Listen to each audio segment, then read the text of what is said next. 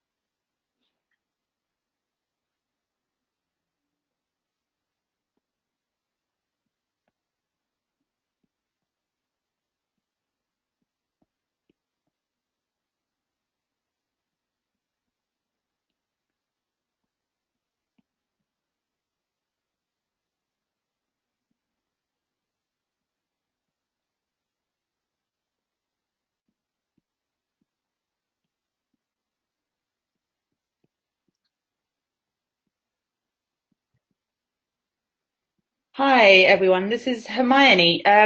Stefan, shall we start, or would you like to wait for a few more people to join us? Good question.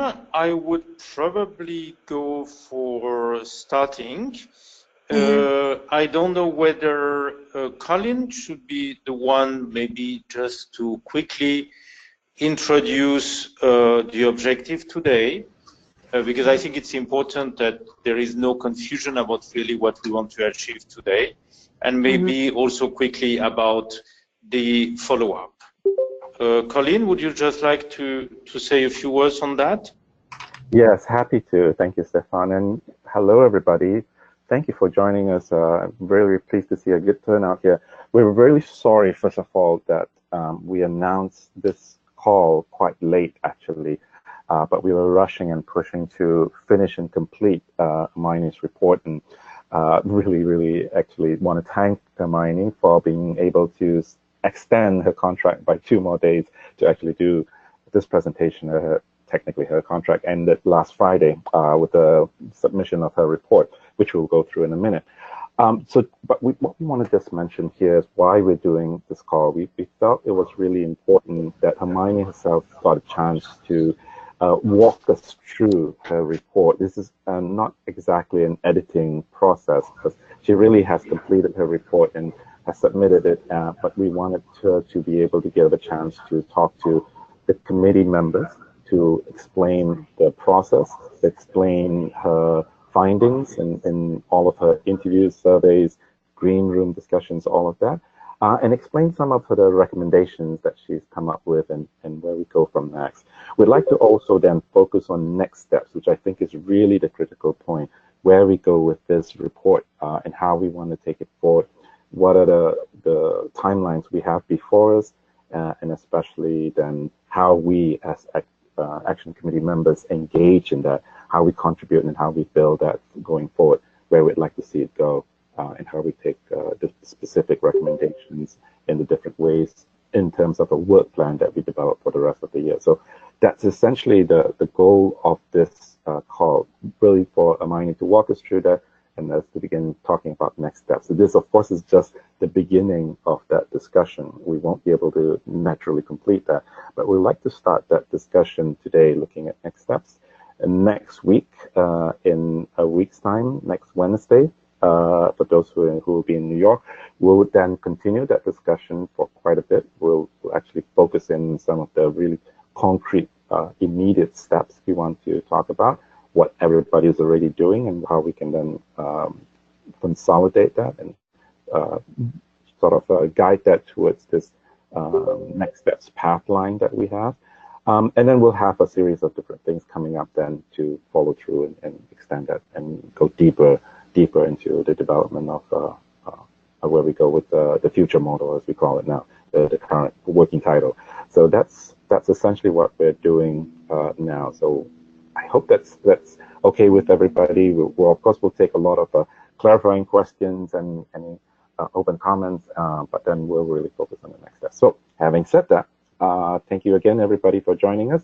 Turn it over to Hermione. And for those, just a reminder for those who have a computer, calling in from a computer, you can open your screen and you can actually see Hermione's report. I think it would be very, very helpful if you do. If not, if you're calling in from a phone or somewhere else, you can also open her report from the email that Clara sent you earlier today and just walk you through. And you can walk through it that way as well. I think that would be very helpful as she goes through it. Thank you. Hermione. Thanks, Colin. Stefan, is there anything else you want to add, or shall I get going? No, please just go ahead. Thank you.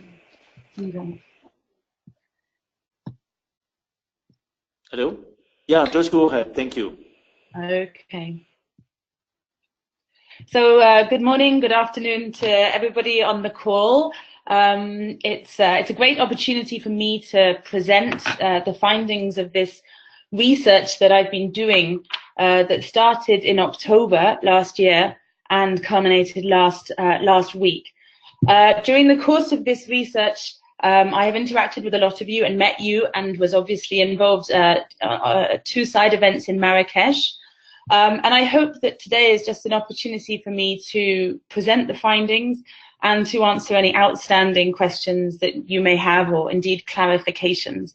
As Colin mentioned, a lot of what's in the report fuels the next steps and further questions as well. So today is really an opportunity for me to present the findings as they stand to date. I hope you can see my screen. I'm going to walk through the report chronologically in order to just make the best use of the 10 or 15 minutes I've got now. I will at some points just suggest you read the screen quickly and we keep moving on so that I can focus on some of the main points.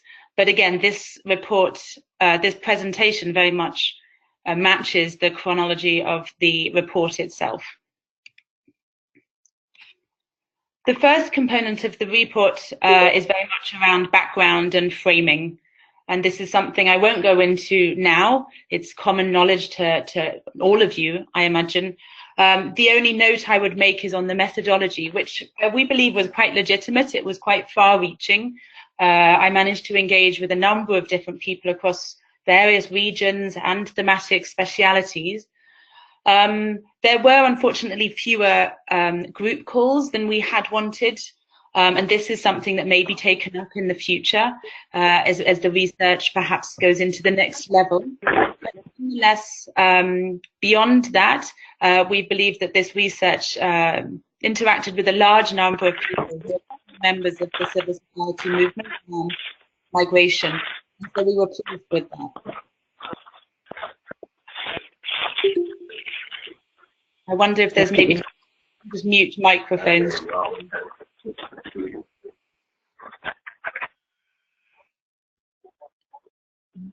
After the background and the framing, I introduced the thematic priority areas. Now, the thematic priority areas were based very much on what already exists in the Global Compact, civil society organizations. I'm sorry.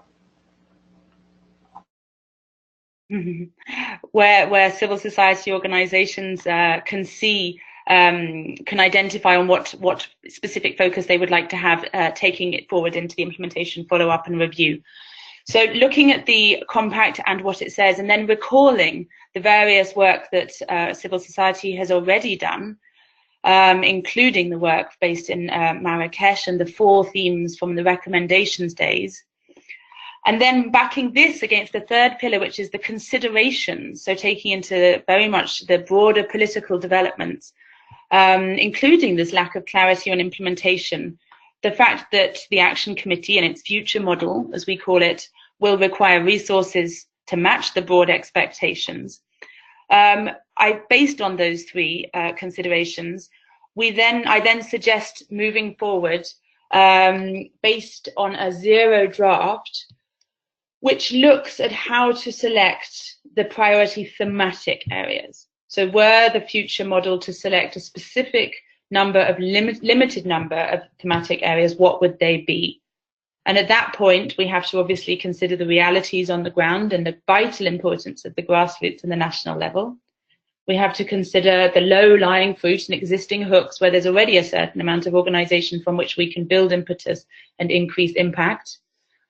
The tools that exist, of course, what other organizations and networks are doing as well, and recognition there will be some gaps. So this was the research around then the next step, which has been the identification of priority areas. So based on that, I feel like I'm missing a slide, but based on that, you'll see in the report the full list of thematic areas.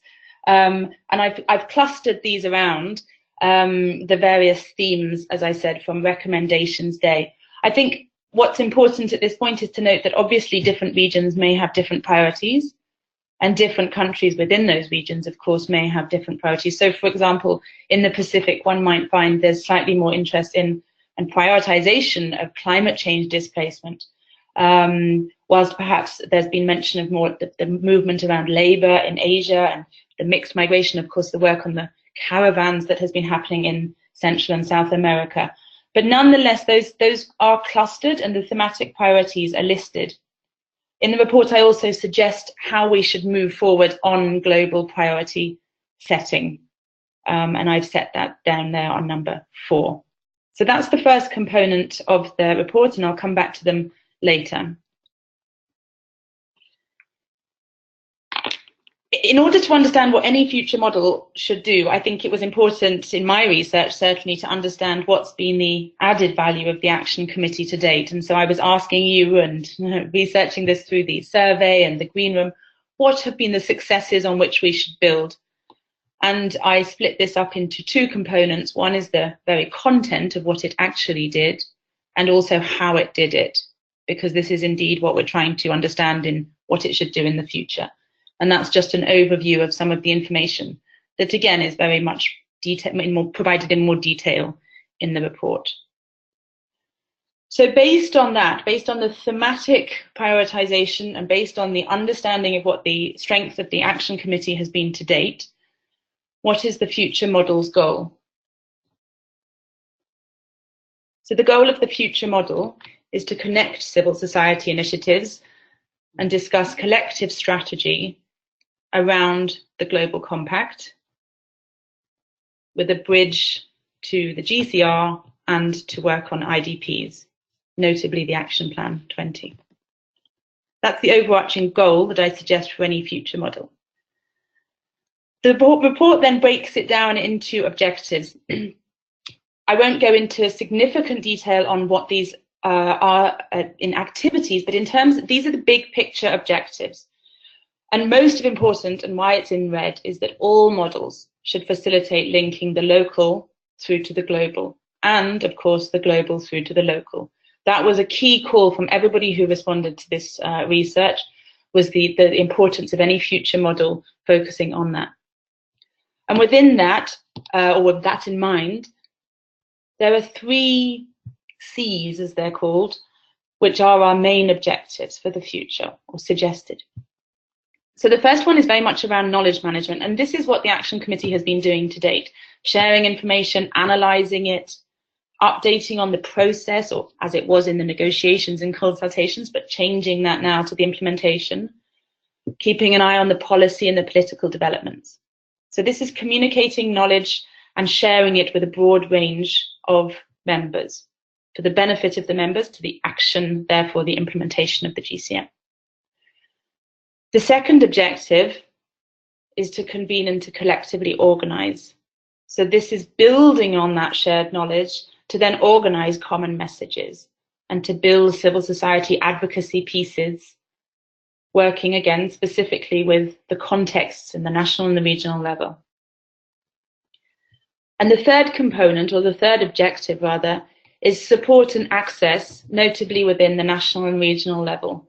And this is the capacity building component with the sharing of information and relevant tools, a suggested online information platform, and then further networking opportunities going beyond the GFMD and allowing and enabling and creating opportunities for organisations to meet, interact and develop their work on a more frequent basis. Just to note, of course, that there is this sense of complementarity, and that's taken very much from the work of the Action Committee, that this is, that rather than replacing or asserting, this is a facilitation rather than a coordination role. So with those objectives in mind, in building civil society and the implementation of the Global Compact migration, I break it up into functional activities. Of note, before I go into any detail on the activities, we of course have to start considering at this stage what resources are available. And obviously that's important in the sense that not everything can be done. There will be a wealth and a range of work that is almost endless, and therefore there will be a selection prioritization. And not only that, but we'll need to recognize that there will be a sequential development of the role of the future model as well. So the 3 objectives are sequential in nature. They all serve to contribute to the goal, but of course the first priority is objective 1, and that is the continuation of the work of the Action Committee to date around that knowledge management. In order to undertake objective 2 and objective 3, just to recall, this is convening and collectively organising and the capacity building component, an increase in resources would be required. And again, I will come to all of this later in the report. And then within each objective in the report, you'll see that activities are listed as either essential or possible. And I've weighted those very much according to the information that I've received and the importance that people have placed on specific activities. And I think just the final point there, it's possible activities obviously depend not only on increased capacity of the future model and its resources, but of course on the broader political developments that occur as implementation moves forward. So we're thinking from 2020 beyond, not entirely sure of what that's going to look like. We have to recognise that future objectives will depend and need to be based on the pillars of what is happening in the broader, bigger political picture. So to guide readers through this report, which we recognise is relatively long, but there's just such a lot of information to get in there from the methodology we set out at the outset, I link who does what to the future, to the ad interim action committee. So as you probably all know, the ad interim action committee yourselves will be taking up some of the work, and then of course the working streams as well. So just for clarity in the report, in blue is linked to who should do it and when. I think for the sake of time and in order to enjoy the conversation we can have afterwards, I'll go very briefly through this. But objective 1, again, knowledge management based on the success of the Action Committee and its work to date in convening civil society. These are the suggested top-line activities. that will be suggested to be undertaken. And the overarching idea here is, again, to create, share, use and manage knowledge that's relevant to the follow-up and implementation review process of the compact. And within that, I've listed, as you can see, how the future model would interact there.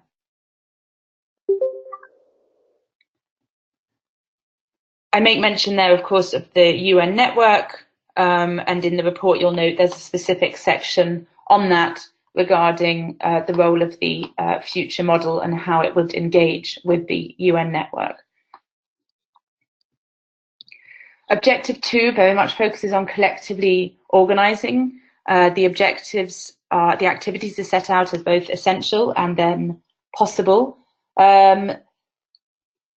Obviously, the possible activities to a certain extent are based on the completion of the essential activities, hence that sequential component, and of course will require further considerations around resourcing. I'm sorry, this is where I wanted to talk about the UN network. So at this stage, there's a suggestion of a significant prioritization mapping. And the reason for this mapping is to have, based on a zero draft, a stronger understanding of thematic priorities at the national and regional level. And to understand also at that point in time the representation and how this future model will consider representation and make sure that national and regional organizations feel and are able to access, and that those processes are fair and respond to needs. So this mapping would take place, and of course simultaneously that there would be a need to be a mapping of other actors and other agencies. So focusing on the implementation, and that would look perhaps towards what governments are doing, what other international organizations, and link maybe to other processes that are underway, including, I mentioned the number in the report.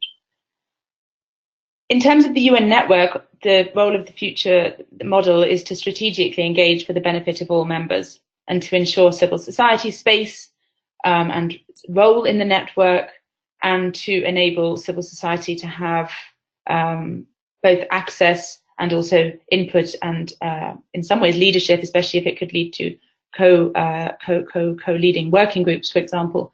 But this is really important to note that this process is something that civil society would need to strategically engage in. In terms of possible activities under this objective, the suggestion is that working groups might be created. Again, these would be based on the prioritization. So once thematic priorities had been selected, working groups could then be formed from within members with a couple of co-leads to strategically move forward in a time-bound manner on specific objectives set by that working group. Research, advocacy and lobbying, as you all know, this is an endless opportunity and takes a significant new step for the future model. But certainly this is something that has been called upon through the research, and a whole list of what that would look like is in the report. Just very briefly on M&E, I think it's important to note that that there's been a call as well for opportunities to measure, obviously, the implementation of the compact itself, to coordinate and support NGOs in activities regarding opportunities, for example, where there's already an opportunity, where there's already an opportunity to instill the migration, the compact commitments into existing processes. So to be clear, for example, the Human Rights Council, treaty bodies, Universal Periodic Review. So where there is already existing mechanisms and systems, how and where can civil society implement or provide input regarding the commitments in the compact? And then there was also a call for an increase in internal monitoring in order that there's ongoing opportunities for the members and civil society more broadly themselves to reflect on collective organising. And obviously that could look at also an evaluation of the future model and annual reporting. I'm aware of time, so I think I'll very briefly talk about Objective 3, because this is really quite considerably into the long term. But it's focusing on providing support and access to national and regional civil society. And the strongest call here was very much around setting up and managing an online platform where people could share information to the benefit of all members, and best practice, policy, and other documents can be put up.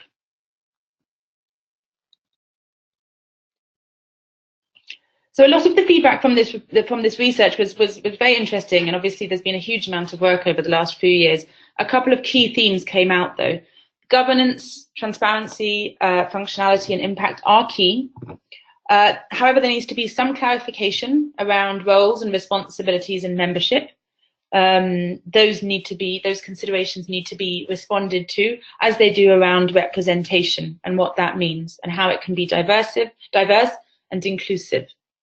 And again, this call that I hope comes throughout the report is the need to localize the global and globalize the local and make those connections. So those considerations and suggestions are a whole section in the report, which then are followed up by the recommendations that people have made of how to overcome or respond to those considerations. And I've used them to therefore build the model itself, the role of the future model. I hope you're all still with me. Just briefly, how should it be organized? There are a number of considerations here. Obviously, we have to be aware of limitations to what can be done. And as and when there is a selection, of course, it would be valuable to undertake a theory of change. It's important to recognize that the agility of the model and its capacity to respond is going to be critical in the future. And I think prioritizing this structural reform, it may take time, but this is perhaps a good moment to take a deep breath. It's been such a busy couple of years, and to really invest that time now to serve us better in the future. I've mentioned the sequentially expanding model. And of course, that we must consider resourcing and then respond to the feedback, as I just mentioned, on membership, governance, etc. So with those in mind, the suggested structure is as such. And again, this is not set in stone. This is a suggestion that will be taken forward by the working stream on structures and reform. So the suggestion is that there is an executive board of perhaps 5 to 6 organizations working with a steering committee of 20 to 30 organizations.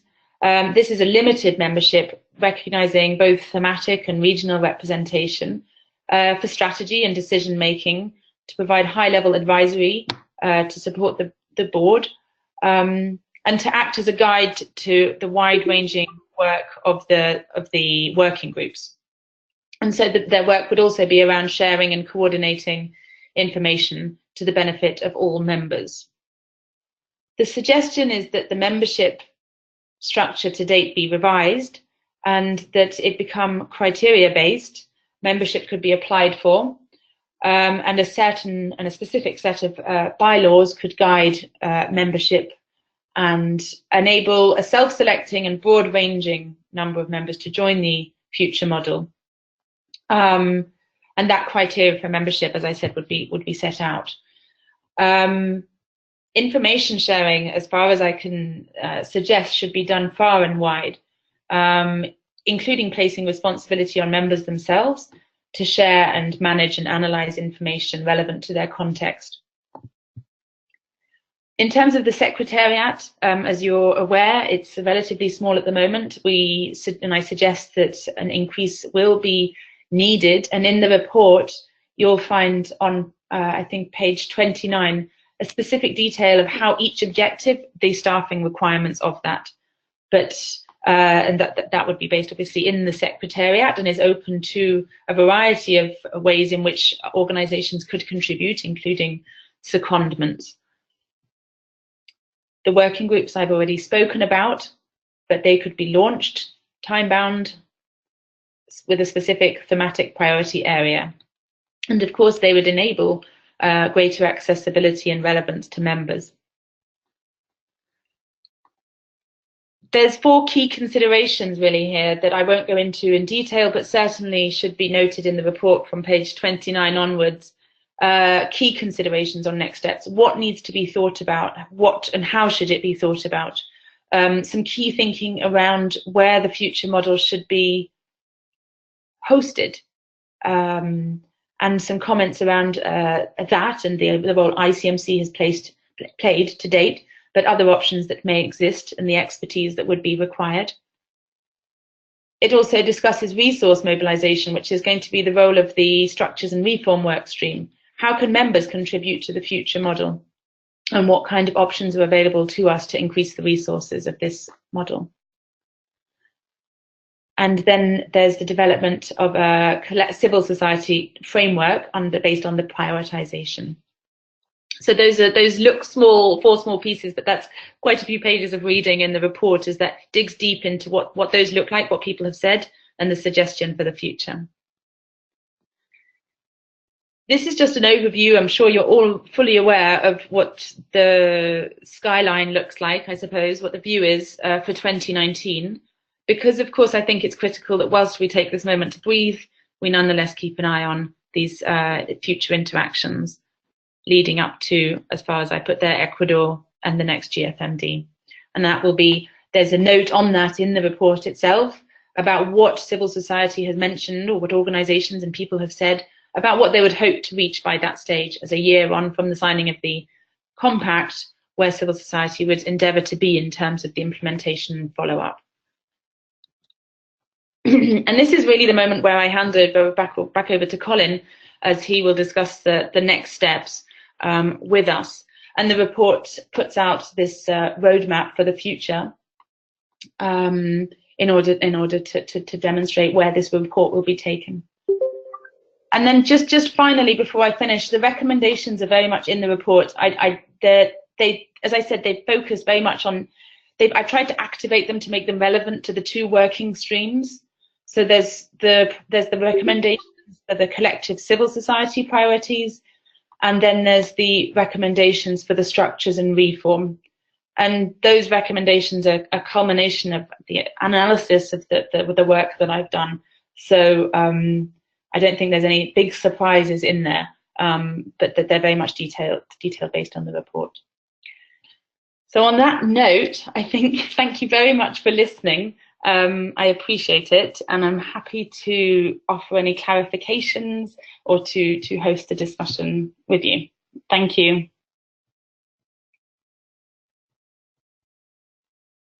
Thank you very much, Hermione. Very, very well. So what we'd like to do next, everyone, is actually entertain some clarifying questions, and then we'll go and talk about next steps. So just want to open up the floor. Just unmute yourself and jump in.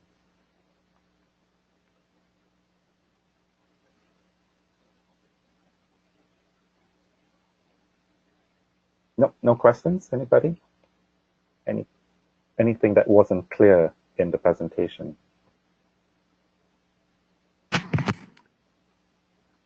Hi, this is Alice from Refugees International. And Hermione, thank you so much. I'm sorry if this was in the report, but is the representation, it's by organizations, not by individuals, is that correct? So it could be, is it always the same person, or would sometimes different people from one organization be participating in various parts of the activities?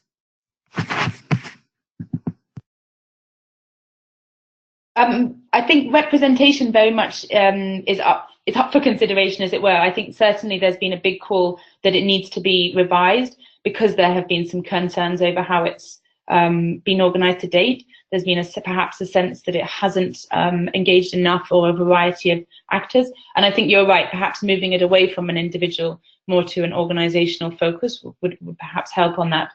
I think people want to discuss who sits at the table and what their role and responsibility is. I think there needs to be clarification of responsibilities in order to develop trust between members. And I think to a certain extent it will be important to clarify the role of members and their responsibilities to both engage in the future model, but also to take that into their own contexts. So there's a number of different considerations around representation.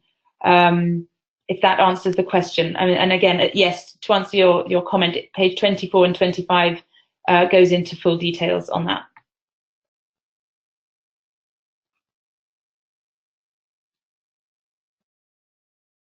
Thanks.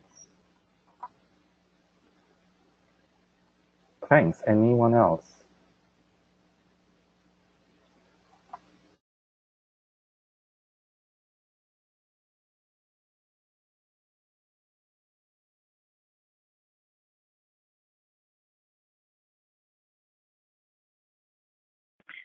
Hi, this is Kathy. I'm just wondering, was there a sense of what politically is the criteria for membership, or if there were some clear a clear sense of what this would be based around, because there are several other international organizations, obviously, that have essentially a political agenda. So if in establishing membership, what's the defining political unities of this? Was there some recommendation on that?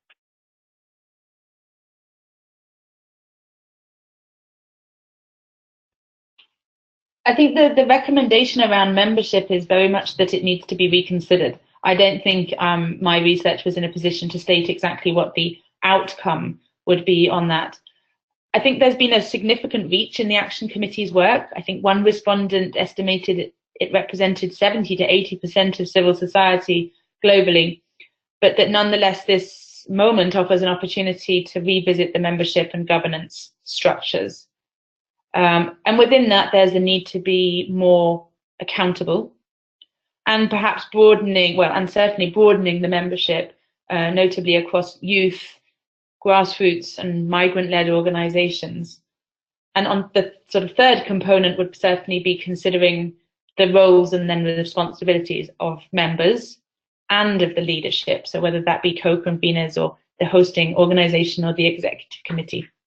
So I think ensuring transparency in all of these will be critical. And at the same time, I can't put forward exactly, or I haven't put forward exactly what the future model will look like, beyond saying that I think it should be cemented somewhat in the sense of having, thrashing this out, making it inclusive, and having a future model that people feel, is legitimate and can move and help move civil society forward. The only other thing I would say there is that, of course, one component of that mapping was taking into consideration what other organizations and networks are already doing, and to make sure that this future model respects and doesn't unnecessarily, or certainly complements as opposed to overlaps with that. I hope that helps.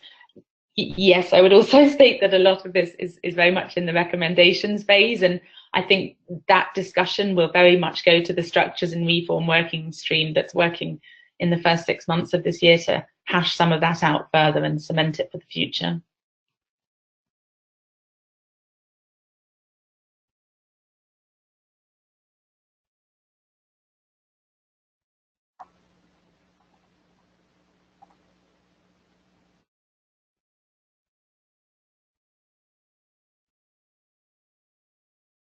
I'm happy to take any other questions or comments if there are, or, I mean, Colin, maybe we can also reflect upon that penultimate slide, which is the next steps from here, just to clarify where this is moving in the next coming months as well. Reading my mind, actually. Sorry, can you hear me? Yeah, you're reading my mind, Hermione. That was exactly what I was going to do next. If there are no further clarifying questions on what Hermione has presented, I first wanted to say that and Hermione, apologize for saying this, but I think this is the point where we take Hermione's report and decide where we go from here on. So just to be a little bit facetious, I think we can say we take this report, we put it on a shelf, and then we'll never touch it again for the rest of our lives. On the other hand, we can take the report, put all of that into practice, take all the recommendations and start implementing all of them right away. But most probably what we'd like to do next, I think, is somewhere in between. There's a whole range of different things we can do in between, is really take the key elements of the report, the key recommendations especially, and go into the next steps. I think Hermione has been very, very clear in reminding us consistently that this is the first step in the process. And what we need to do next is actually do a further round of development and consultation consistently with the broader set of civil society and how we move forward. So, Hermione, if you don't mind pulling up that last slide on next steps, maybe we can walk through that a little bit and then talk together with that.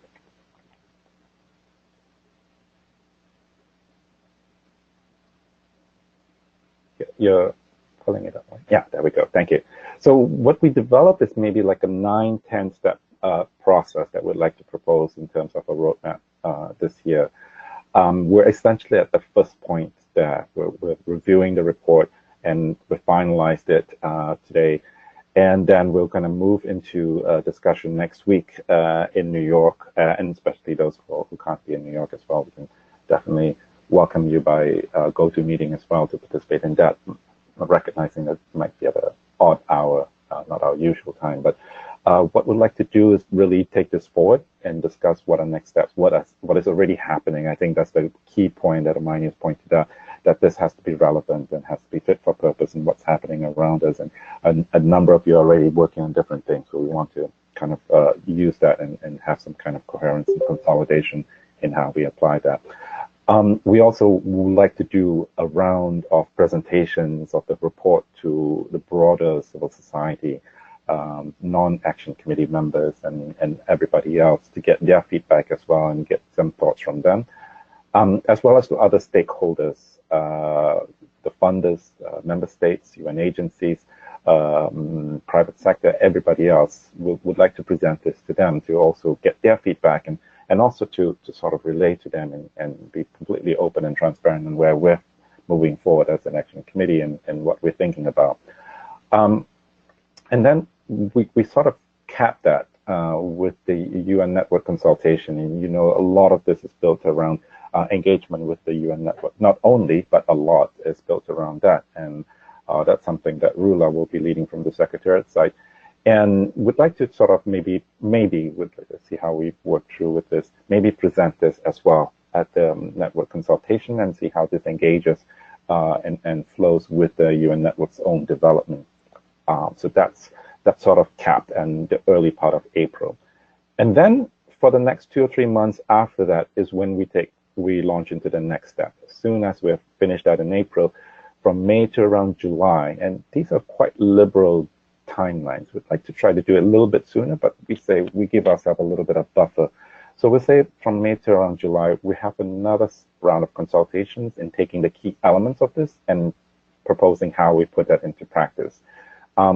Develop that a little bit further into an actual future model. We're calling it future model because we should do like these air quotation marks. Future model is essentially what this next evolution of the action committee will be, and conceptualize that, you know, after this next round of consultations, somewhere between August and October, draft that into a working draft by November, and come up with a final presentation of that by the time we land in Quito for the GFMD in December and early December. And if all goes well, we'll then begin to actualize and implement that from January onwards. Now, again, these are just really general timelines and benchmarks. We have to really be flexible. We have to be responsive of what's happening around us. Things will develop. We all know this is an important transition year in the world of migration policy and governance. So we have to be able to adapt to that, as well as really follow through and keep up with, objective 1 that Hermione presented to us, which is what we're already doing. And we're a little bit behind in the information sharing. So we want to catch up again and do that well. As well as convene and coordinate the work that everybody's doing. So we want to keep up with that and make sure that this fits with all of that's happening. So this is sort of flexible. We want to try to, it's more of a guideline for us in how we want to go forward. Let me just pause then in this and see if there's any questions that anybody has in terms of this, and any comments on how we take this into the next steps. Hi, Colin. This is Maria from Mexico. Hola, María. I was just wondering, you were talking about presentations to different networks just uh, to have more people on board and to know these initiatives and proposals you are preparing. And I was wondering if you are thinking on translating at least the report in the presentation. I think it would be very important, at least for the members of Bloque Latinoamericano, because sometimes language is the first barrier in order to participate in these kinds of networks. And I know you are aware of that because we have said that a lot of times. And I just wanted to know if it is possible. Yeah, absolutely. That's a very good point, Maria Gracia. Thank you very much. Yeah, actually, going back to the point that Hermione presented, that we didn't get a chance to do more focus group discussions with the different regions. That's actually one of the things we'd like to do, both in terms of presentation, which is around the March next month, but also in terms of the consultations, the next round of consultations when we look at stage 2, so from May to July. So we'd like to do a few of those with the different regions and do it in specific languages in those regions, definitely. So obviously Spanish in Latin America, we're looking at French for West and Central Africa, we're looking at Arabic for the Middle East, and so on and so forth. So we'd like to do that for a number of different regions. So yes, definitely for the next round in March, immediately we'd like to take this to different regions, and especially focus in those regions where we haven't had a lot of focused discussions around this, present this and begin that discussion and do it specific languages to those regions. And then again, when we come to May and July, when we actually look at the next round and how we develop the next evolution of this.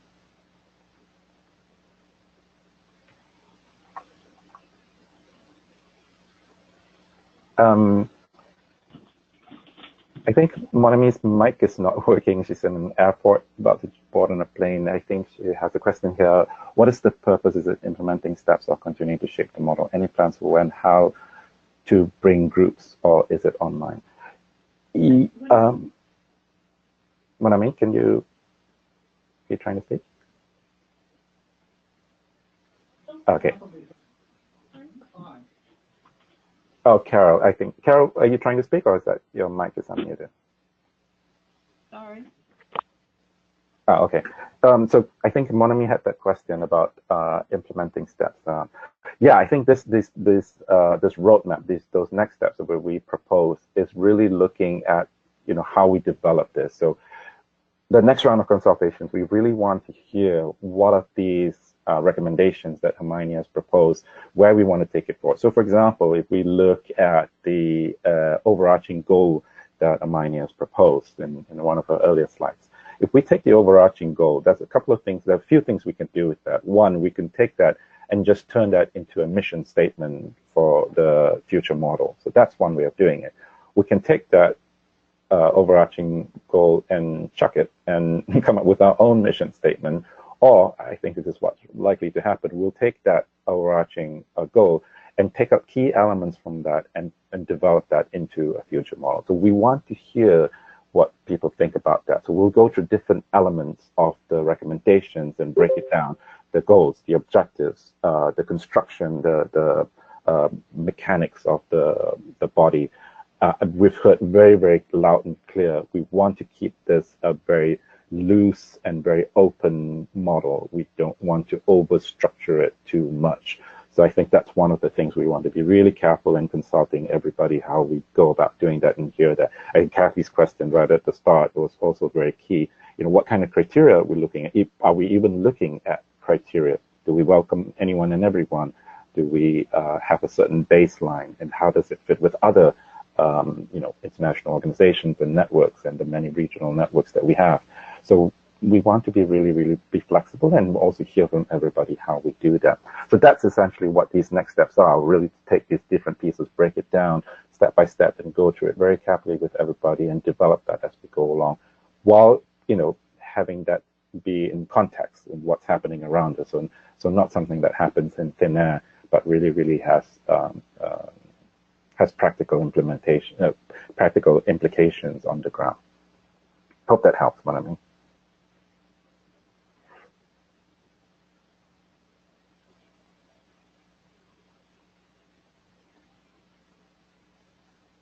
Any others? Any questions back to Hermione in terms of clarifying some of what she's proposed, the goals, the objectives, the key thematic areas? I think one of the things that Hermione was very clear in her presentation, we want to emphasize is sort of the, sorry Hermione, what did you call it, the cumulative objectives? Yeah, the sequential and right. progressive nature of the objectives. Exactly. Yeah, I think that's one of the things we also wanted to be clear, that it's not a proposal that we do it all at once, right now, tomorrow, onwards. That's not at all what's proposed, but that a lot of it's based on capacity and resources. A lot of it also has to come back to what we'd like to hear from you, especially those working at the regional, national levels, what's happening there, what you're already doing. So we don't want to replicate, but want to support and see. And there's differences between countries and between regions. So we want to be really careful in how we approach all of that and how we build up and ramp up, if we do, along those sequential cumulative objectives. I hope that was clear for everybody.